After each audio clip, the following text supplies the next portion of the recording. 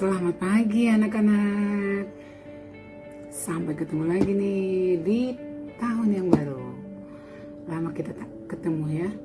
Mudah-mudahan sehat semua. Pandemi ini cepat berlalu dan kita bisa tatap muka. Sebelum kita mulai lagi pembelajaran hari ini, seperti biasa kita berdoa dulu. Berdoa dimulai.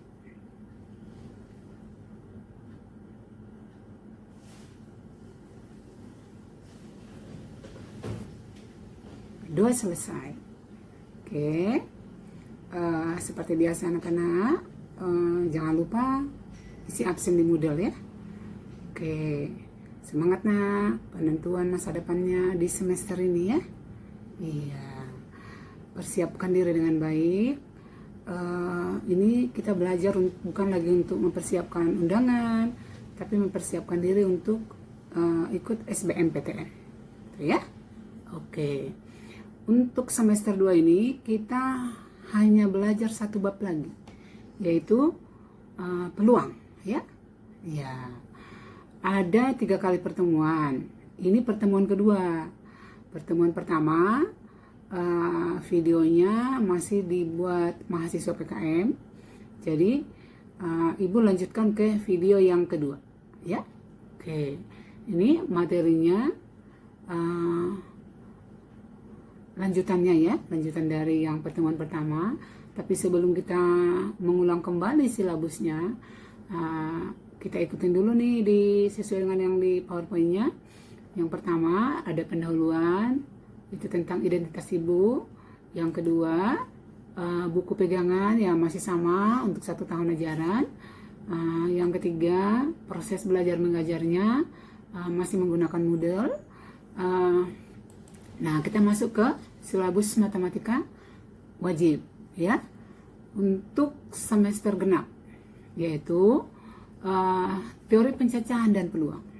Teori pencacahan dan peluang ini terdiri dari 3 subbab. Yang pertama kaidah pencacahan, itu 31. Sedangkan yang 32 peluang suatu kejadian. Peluang suatu kejadian. Yang ketiga 33 itu kejadian majemuk ya. Oke.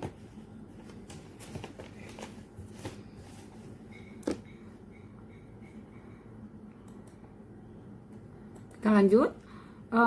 Untuk yang pertemuan kedua ini yang termasuk di subbab 31, yaitu kaidah pencacahan, terdiri dari diagram pohon. Masih ingat kan anak-anak? Pertemuan pertama. Prinsip dasar mencacah. Yang 313 kaidah penggandaan. 314 kaidah penggandaan umum. Dan yang terakhir di pertemuan 1 yaitu tentang faktorial. Lambangnya tanda seru. Gitu ya. Oke. Ini kenapa Ibu bagi 2? Karena terlalu luas ya cakupannya ya. Jadi masuk kita ke pertemuan kedua, yaitu 316 itu permutasi, 317 susunan melingkar, yang 318 permutasi dari sekumpulan data atau sekumpulan unsur yang diantaranya ada data yang sejenis. Jadi bedanya ini 318 dengan 316. Kalau 316 permutasi di mana semua unsurnya itu berbeda. Tapi 318 kalau nanti ada yang sama, beberapa unsurnya yang sama, maka kita harus menggunakan konsep permutasi dari sekumpulan unsur yang diantaranya ada yang sejenis. Dan terakhir di sini 319 yaitu tentang kombinasi gitu ya. Untuk itu kita langsung masuk ke yang 316 permutasi. Anak-anak, pengertian permutasi itu apa? Pernah dengar kan ya? Ada permutasi. Nah, kayaknya di biologi juga ada ya istilah permutasi, tapi Ibu kurang tahu apakah yang dimaksudkan di biologi sama dengan yang di sini. Untuk di matematika, cara menyusun dari n unsur yang ada, cara kita menyusun dengan memperhatikan urutannya itu disebut permutasi. Ya, jadi misalnya nih, dari unsur A, B, dan C, itu semesta pembicaraannya yang mempunyai anggota 3. Nanti disebut NS sama dengan 3. Susunlah dua huruf, karena unsurnya huruf, kan unsurnya itu boleh angka, boleh huruf. Untuk contoh ini Bu kasih huruf. Kalau disuruh susunlah dua huruf, susunlah permutasi 2 huruf, itu pasti maksudnya perhatikan urutannya. Jadi misalnya nih, A, B, 2 huruf A dan B kan? A dan B. A, B, huruf pertamanya, unsur pertamanya A, keduanya B. Kalau unsur pertamanya B dan keduanya A, itu dianggap beda. Itulah kalau permutasi. Jadi harus dengan memperhatikan urutannya. Itu konsep yang harus diingat. Nanti kalau kamu mau bikin rangkumannya, justru yang kayak gitu yang kalian tulis ya. Oke, jadi ada berapa susunannya? Ini bisa dikerjakan dengan cara materi yang sebelumnya, dengan pohon faktor, ya, dengan rumus penggandaan. Tapi coba nih, nanti ini pasti ada rumusnya. Karena kalau ada materi-materi lanjutannya, itu tujuannya adalah untuk supaya lebih praktis, gitu ya. Oke, jadi nih kalau disusun dengan manual aja, AB, BA, terus AC, CA, BC, dan CB. Jadi ada berapa susunannya? Ada 6. Kita bayangkan coba kalau semua abjad yang ada dari A sampai Z disuruh susun. Sebenarnya bukan ditanya susunannya, ada berapa banyak susunannya. Kamu menyelesaikannya dengan cara menyusun, mau dengan pohon faktor, mau dengan cara manual seperti ini, itu pasti pekerjaan yang membosankan. Bisa sih, bisa dapat, tapi membosankan ya anak-anak. Kita kan suka yang praktis-praktis ya. Oke, nah pasti ada rumusnya dong. Untuk kalau yang ditanya hanya berapa banyak susunannya, digunakan aja rumusnya, ya kan? Oke, kita lihat nih, ada sebanyak berapa tadi? Ada 6. Ibu ulangi sebelum pindah ke slide berikutnya. Kalau diminta permutasi, berarti perhatikan urutannya. Jadi AB dengan BA dianggap beda. Ya, oke. Nah, cara menentukannya tentu ada rumusnya ya.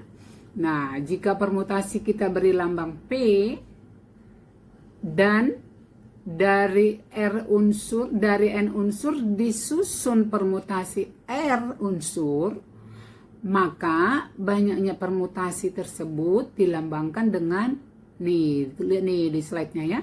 Permutasi NR. Itu cara bacanya bisa beda-beda. Ada yang membacanya gini, N permutasi R. Jadi ditulis kayak indeksnya ya. Jadi huruf P, N, dan R itu beda. Huruf P-nya besar, N sama R-nya itu huruf kecil. Yang penting pengertiannya. Ada yang menuliskan ini permutasi NR, N-nya di atas. Gitu loh, seolah-olah P pangkat N gitu ya. Karena saya lihat di buku itu beda-beda. Nggak masalah, hanya simbolnya saja. Nah, untuk menentukan berapa banyak permutasinya atau berapa banyak susunannya, nah ini rumusnya adalah N faktorial per N min R faktorial. N min R faktorial. Jadi N min R yang di bawah itu dikurung, artinya dikurangi dulu, baru dicari faktornya. Anak-anak masih ingat nggak faktorial? Yo, apa artinya? Kalau ibu tanya 4 faktorial itu apa artinya? Ada yang jawab itu 4 faktorial itu artinya 4 kali 3 kali 2 kali 1. Boleh dari situ duluan, dari 4. Anak-anak lebih suka kayak gitu. Padahal sesuai dengan definisi N faktorial itu adalah, ayo masih ingat nggak? Ya, N faktorial itu adalah perkalian bilangan asli yang pertama sampai dengan N. Jadi kalau 4 faktorial ya bilangan asli pertama kan 1. 1 kali 2 kali 3 kali 4. Kalau 4 faktorial berarti sampai perkalian 4. Kalau 10 faktorial 1 kali 2 kali 3 sampai kali 10. Gitu ya. Ingat ya, oke.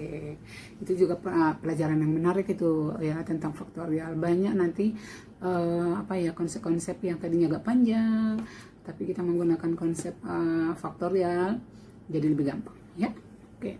Maka dengan cara menyusun yang tadi di slide sebelumnya, bahwa dari huruf A, B, C disusun dua-dua huruf, tadi ada sebanyak 6 susunan. Nah, sekarang digunakan aja rumus yang ini. Permutasi dari berapa tadi N-nya? Ada 3 kan? A, B, C. Berarti 3 permutasi 2. Kenapa 3 permutasi 2? Karena disuruh susun 2 unsur, 2 huruf. Jadi permutasi 3, 2. Tukarkanlah ke rumus ini. Jadi 3 faktorial per 3 min 2 faktorial. Yang di atas 3 faktorial dijabarkan 1 kali 2 kali 3. Yang di bawah itu kan 1 faktorial ya 1. Ingat ya. 1 faktorial 1, terdefinisi juga 0 faktorial juga 1. Ya. Jadi nanti kalau ketemu dalam hitungan ada 0 faktorial, itu hasilnya bukan 0, 1, ya. 1 faktorial juga 1. Nanti dicatat, ya. Kan ada di sini. Jadi beberapa yang saya tambahkan, Ibu tambahkan, kalian catat ya. Oke ya. Maka hasilnya 6. Sama ya? Sama. Jadi kalau misalnya yang ditanya hanya berapa banyak permutasinya, apa masih kamu susun seperti yang di slide sebelumnya, dijabarkan pakai poin faktor? Capek deh. Gunakan aja rumus ini ya. Jadi kalau misalnya nanti ada dari seluruh abjad gitu ya, disusun 55 huruf gitu ya. Ada berapa banyaknya? Abjad 26, permutasi 26, 5. Tinggal masukkan ke rumus ini. Oke? Oke, kita lanjut. Jadi untuk contoh sebelumnya yang tadi cara menyusun 2 unsur ya, hasilnya sama ya. Ibu lewatkan sama tadi Ibu udah jelaskan. Nah, ini contoh kedua nih. Dalam suatu organisasi akan dipilih ketua, bendahara, ini sudah mulai aplikasi dalam bentuk cerita. Nah, dalam suatu organisasi akan dipilih ketua, bendahara, dan sekretaris dari 8 calon yang memenuhi kriteria. Nah, tentukanlah banyaknya susunan kepengurusan yang mungkin dari 8 calon tersebut. Nah, soal ini termasuk permutasi. Kenapa? Kenapa ini? Kan nggak ada kata permutasi di sini. Tapi kita harus bisa menerjemahkan bahwa ini termasuk permutasi. Kenapa? Ayo, siapa yang bisa jawab? Kalau A sebagai ketua, B misalnya nih Asima ketua, B di sini Aisyah bendahara, sama enggak dengan Aisyah jadi ketua, Asima jadi bendahara? Beda toh? Karena AB beda, tidak sama dengan BA hanya karena urutannya, maka itu masalah permutasi.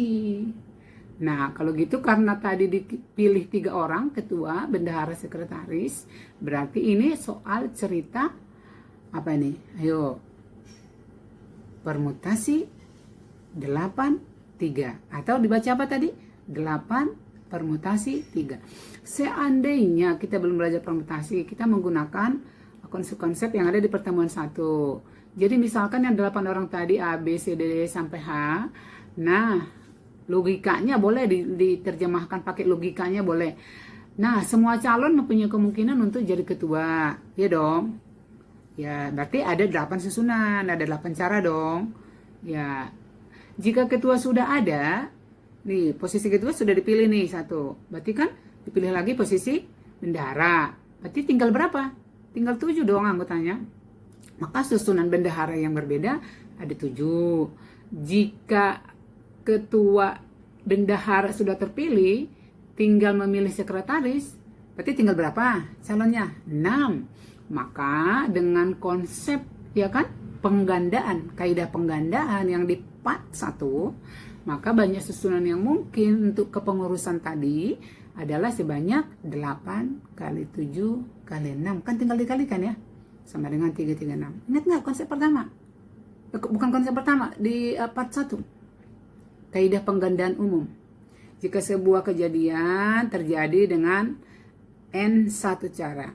Dari ini kejadian kedua sebanyak N2 cara. dilanjutkan lagi sebanyak N 3 cara. Maka banyak cara adalah N1 kali N2 kali N3. Masih disimpan nggak catatannya? Ya, oke. Nah, karena tadi kita bilang bahwa itu permasalahan permutasi, ya gunakan aja rumus permutasi ya. Gak usah pakai kaidah pencacahan lagi kalau toh ini lebih praktis. Tapi kalau nanti soalnya PG ya terserah kamu mau pakai kaidah pencacahan, mau pakai diagram pohon, mau pakai langsung rumus, bebas toh anak-anak. Jadi permutasi 8, 3. Nah kalau gitu hasilnya 8 faktorial per 8 kurang 3 faktorial atau 5 faktorial. Jadi 8 faktorial per 5 faktorial. Jabarkan, maka hasilnya 336. Sama toh dengan konsep yang di atas. Ayo nih ibu buka lagi. 8 kali 7 kali 6 sama dengan 336. Sama ya dengan rumus 336 juga kan? Oke, semangat ya. Ayo, jangan ada yang tidur ya, kalau kita mengejar cita-cita. Semangat. Oke. Lanjut. Nah kita mulai nih ke 317, yaitu susunan melingkar. Ya, ini dia nih. Susunan melingkar ini maksudnya apa? Kita menyusun permutasi tapi melingkar nih. Kalau misalnya nih dalam satu meja panjang ada orang mau duduk, 5 orang mau duduk. Nah, kalau misalnya saya di pinggir, Aisyah di sebelah kanan, dan seterusnya. Itu cara duduk pertama. Kalau geser dong, aku di pinggir nih, Aisyah di pinggir, baru ibu sebelah kanannya. Itu beda nggak? Beda. Makanya itu permutasi. Kalau berjejer, duduk di meja lurus gini, 5 orang mau duduk sekaligus, itu berarti permutasi 5 gitu ya. Dari 5 disusun sekaligus 5. Berarti itu permutasi 5-5. Artinya R-nya dengan N sama-sama 5. Tinggal masukkan ke rumus. Ya kan? Tapi coba bayangkan kalau mejanya bundar. Kita duduk mengelilingi meja bundar itu, ya kan? Apa bedanya? Nah, untuk itu kita pelajari yang berikut ini. Itu namanya permutasi melingkar. Ya. Jadi permutasi melingkar ini jika unsur yang tersedia ada sebanyak N dan dia posisinya melingkar, maka banyaknya permutasi melingkar itu rumusnya adalah N-1 faktorial. Ya, N-1 faktorial. Jadi kamu lihat dulu yang berikut ini nih. Oke, nih. Oke, sebelumnya ini dulu dah. Nah, ini misalnya ya. Ini nih, ada 4 orang nih mengelilingi meja bundar nih. Jadi kemungkinan pertamanya, permutasi pertama nih A, B, C, D. Yang ini A, B, D, C. Dan seterusnya nih A, C, B, D. A, C, D, B. Tinggal digeser-geser. Nih A, D, C, B. A, D, B, C. Itu kalau kamu cari-cari lagi susunan yang lain, nanti ada yang sama dengan ini, gitu loh. Makanya yang sama dihitung 1 dong. Nah, daripada misalnya kamu menyusunnya pusing, tapi nggak apa-apa untuk contoh ini kamu susun dulu, kamu perlihatkan bahwa toh hasilnya ternyata sama. Jadi kalau yang ini tadi 4 orang, ya kan, 4 orang tapi mengelilingi meja bundar, maka banyak cara mereka duduk, atau bahasa lainnya banyak permutasi yang bisa disusun adalah 4 kurang berapa? 4 kurang 1. Kan N kurang 1 tadi. Jadi 4 kurang 1 faktorial. Berarti 3 faktorial. Hasilnya berapa? 6. Nah, itu dengan rumus. Nah, dengan cara menyusun kan ini juga ada 6 nih anak-anak. Benar kan ada 6? Ya kan, tapi kamu pastikan dulu dong. Ibu kasih satu contoh gini nih, nanti boleh kamu coba benar nggak nih kata Bu Asima nih, kalau nanti ini misalnya A, B, C, D, E gitu ya, melingkar, ada berapa permutasinya? Berarti 5 kurang 1, 4 faktorial. 4 faktorial berarti 1 kali 2 kali 3 kali 4, ada 24 susunan. Ya dong, 1 kali 2 kali 3 kali 4. Ya 24. Coba cari. Sabar nggak? Carilah. Ini juga supaya yakin. Oke. Nah, kita lanjutkan ya, anak-anak. Yang 318, yaitu apa? Permutasi dari sekumpulan unsur yang diantaranya ada yang sejenis. Kalau yang di atas tadi, permutasi misalnya A, B, C. Kan semua unsurnya beda, A, B, dan C. Tapi kalau di dalam unsurnya itu ada yang sama, terus disuruh susun permutasinya, nah konsepnya beda ya. Nah, kalian ikutin ini. Misalnya banyak permutasi atau susunan yang berbeda dari n objek. Objek itu bisa huruf, bisa angka-angka, di mana terdapat n1 objek sejenis. Ada n2 objek yang lain tapi sejenis juga. Dan seterusnya ada nk objek yang sejenis yang ke k. Ya kan? Ya, maka banyak permutasi yang dapat disusun. Boleh dilambangkan seperti ini, lihat slide-nya. Jadi permutasi dari n unsur yang tersedia, di mana tadi terdapat n1 yang sama, n2 yang sama juga, dan n3 yang sama, yang pastinya n1 beda dong dengan n2, dengan nk, ya kan? Tapi itu semua himpunan bagian dari n. Gitu ya. Maka banyak permutasinya adalah n faktorial per n1 faktorial kali n2 faktorial kali n3 faktorial, titik-titik itu artinya lanjutkan kali sampai nk faktorial. Gampang ya? Gampang lah, orang pakai bahasa Indonesia ibu ngajarnya, kecuali pakai bahasa Batak ya kan. Oke, contoh 1. Susunlah permutasi 3 unsur dari huruf A, B, A. Kalau contoh yang di atas tadi kan A, B, C. Nah, kalau ini ada dong unsur yang sama, yaitu apa? A. Huruf A-nya ada 2. Jadi N1-nya sama dengan 2. N-nya tetap 3. Karena memang terdiri dari 3 unsur. Nah, untuk itu susunannya, karena ini hanya sedikit, susun secara manual boleh. A, B, A, A, B, B, A, hanya ada 3. Kalau memang lebih gampang dengan cara menyusun, nggak usah pakai rumus, susun aja lebih cepat. Kalau lebih yakin dengan rumus lagi, supaya yakin tidak ada yang ketinggalan, gunakan dua-duanya. Nah, itu jauh lebih bagus. Nah, dengan rumus, berarti permutasi dari 3 unsur yang ada, yaitu A, B, dan A. Nah, huruf A-nya ada 2, berarti ditulis tuh 2,11. Maksudnya huruf B-nya ada 1. Tapi karena 1 faktorial tadi 1, jadi kadang-kadang nggak dituliskan lagi. Tapi kalau mau dituliskan pun boleh. Jadi 2,1 itu artinya yang unsur yang lainnya hanya ada 1. Jadi jawabannya adalah 3 faktorial per 2 faktorial kali 1 faktorial sama dengan ada 3.